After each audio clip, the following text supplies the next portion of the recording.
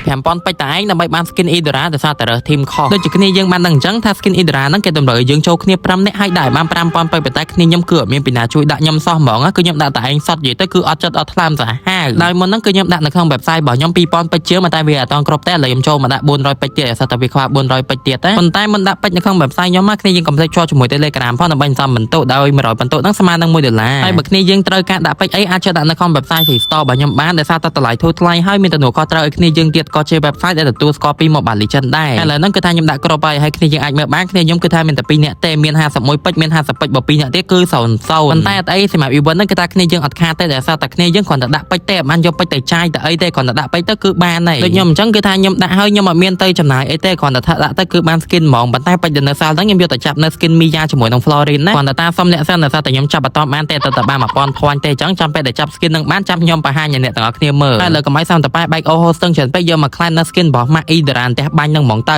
វាស្អាតអញ្ចឹងគ្នាយើងមើលតែបាន Mobile Legends ដាក់មកតម្រូវឲ្យយើងធ្វើនេះធ្វើនោះញ៉ៃច្រើនម៉េះដោយសារតែ skin នឹងវាស្អាតវាលយខ្ញុំមិនចេះនិយាយណាដោយសារតែ skin Idra ចាស់មើលទៅឡើងកតោបហ្មងដល់ពេល skin នេះគេមកមើលទៅឡើងស្រី high so ស្រីកលិបស្រីហុងកុងហ្មងហើយចុះគ្នាយើងប្រាប់ខ្ញុំបានថាតើគ្នាយើងជាអ្នកដែលចាំតែគេដាក់ពេជ្រដើម្បីបាន skin ហ្នឹងឬក៏ជាអ្នកដាក់ពេជ្រដើម្បីបាន skin ហ្នឹងទាំងអស់គ្នា